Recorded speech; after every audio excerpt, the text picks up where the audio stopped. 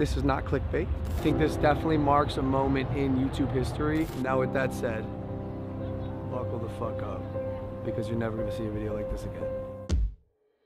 Welcome to 2018, where a guy who has dabbed his way to fame recorded, edited, uploaded, titled, and made a thumbnail of a person who had committed suicide to, as he says, make YouTube history. I really hate to say this.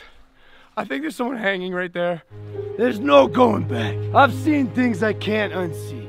We found a dead body. Now, full disclosure, I'm not here to necessarily drag Logan Paul over the coals any more than he already has been. I mean, it's fair to say the internet and Aaron Paul, no relation, thank God, have taken care of that several times over. Because truthfully, I always thought he was a tool. He and his brother have garnered a cult following of children dabbing their parents' sanity away by monetizing every sneeze fit they have. So his going into an area known as the suicide forest, finding a dead body and thinking, how can this benefit me? As opposed to, dear God, someone has taken their own life, maybe we should shut everything off and not laugh about it, is enough of a representation of how much of a rotten turnip this clown is. The opening 5 seconds was sufficient to showcase how shallow this person is. But I don't want to talk about him. That's what he wants. I mean, look at his part 1 apology. It's all about him. Instead, I want to talk about the repercussions of having such impressionable minds follow you like a god and their response to this colossal error in judgment. While most of us reacted how one should react when a person attempts to profit from another's death, which is to say, mate,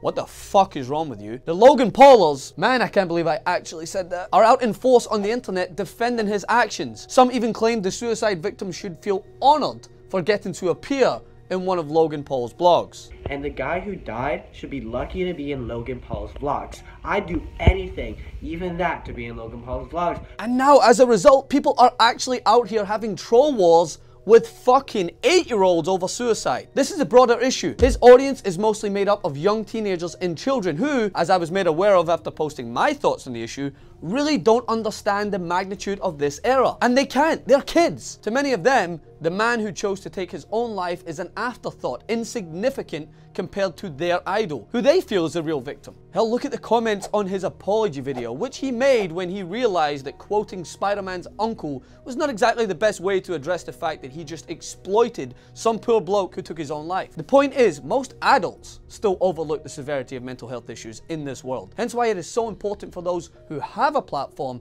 to help alter the narrative and shed light further on the issue so that future generations will feel differently, maybe more empathetic and more open to discussing depression with the hopes of helping those in need. But when people like this guy are out here telling people to buckle up as if they're about to sit in the Transformers ride at Universal Studios, knowing full well what he just recorded and who his audience is, then that compounds the severity of this issue. And as a result, millions of young, impressionable minds are led further down the path of naivety when it comes to mental illness. You know that in 2017, the suicide rate in Japan was 15.4 per 100,000 people. Japan's suicide rate remains among the highest in the world. And one can only imagine the horror some face when they happen to discover a person or a loved one who has taken their own life. The trauma that those people then have to face and endure. All while this garbage person was out looking for a tragedy to exploit. Think about the people close to this man, whose death was used as a tool to lure people in for some twat's personal gain. And now that victim has become the centerpiece of an internet argument over whether it was okay for Logan Paul to do this